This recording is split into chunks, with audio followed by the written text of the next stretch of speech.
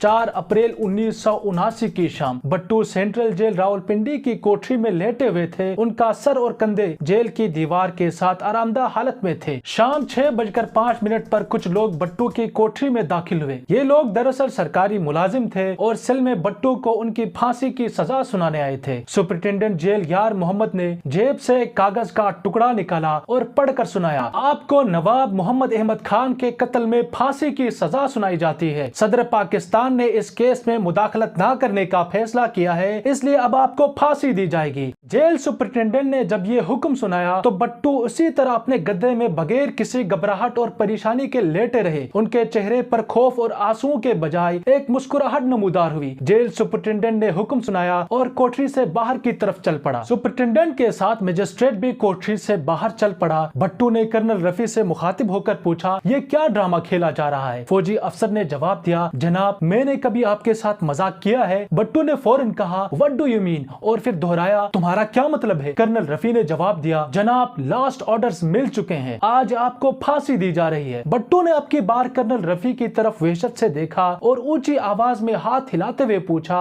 बस खत्म? कर्नल रफी ने जवाब दिया, जी जनाब। भट्टू को अब यकीन हो चुका था कि वो अब कुछ ही घंटों का मेहमान है। उनकी आंखों में वहशत थी जबकि चेहरे पर बलाहट और खुशकी अचानक से नमूदार हुई। भट्टू ने फिर सवाल किया, किस वक्त? जिस पर कर्नल रफी ने अपने हाथ की 7 उंगलियां भट्टू की तरफ की। भट्टू ने पूछा, 7 दिन बाद? जिस पर कर्नल रफी ने जवाब दिया, 7 घंटे बाद। यह सुनकर चट्टान नुमा भट्टू तहलील होते हुए नजर आया। चंद लम्हों तक जेल की कोठरी में खामोशी तारी हुई और फिर भट्टू ने कर्नल रफी की तरफ देखकर कहा, बस। जिस पर कर्नल रफी ने सर हिलाकर हाँ का इशारा दिया। कर्नल रफी ने पहले ही नुसरत भट्टू से दरख्वास्त की थी कि वो जनरल जिया से भट्टू के लिए कुछ रहम की अपील करें। रफी ने ये बात भट्टू को बताई, जिस पर भट्टू जज्बाती हुए। उन्होंने कर्नल रफी को गले से लगाया और बोला, तुम एक बहादुर शख्स हो, काश मैं तुमसे पहले मिल चुका होता। शाम 7:05 पर भट्टू ने शेव बनाई और 8 बजे भट्टू ने अब्दुर्रहमान से काफी की फरमाइश की। अब्दुर्रहमान काफी लेकर हाजिर हुआ, जिस पर भट्टू की आंखों में आंसू आए। उन्होंने कहा, अब्दुर्रहमान अगर मुझसे कोई गलती हुई है तो मुझे माफ कर देना।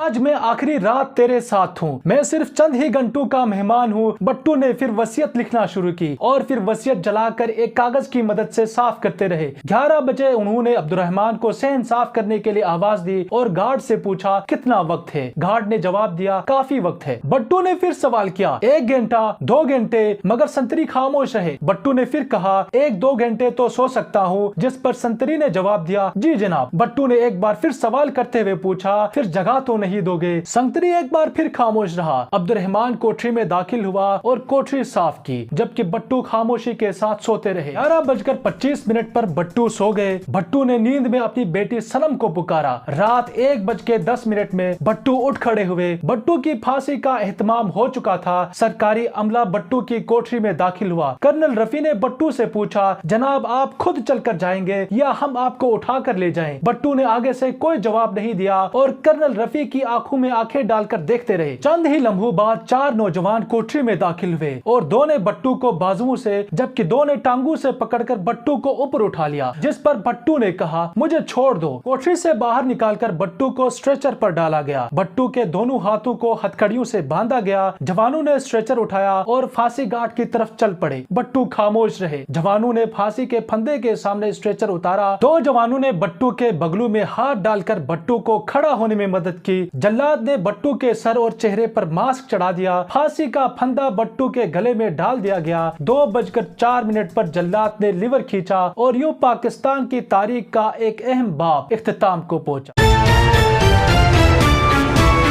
अगर आप बेनजीर भट्टू कत्ल कहानी देखना चाहते हैं तो यहाँ क्लिक करें। अगर आप जियाउल हक त्यारा हादसा देखना चाहते हैं तो यहाँ क्लिक करें। जबकि गुमनाम कमसिन पाकिस्तानी हीरो इकबाल मसीह की कहानी देखने के लिए यहाँ क्लिक करें।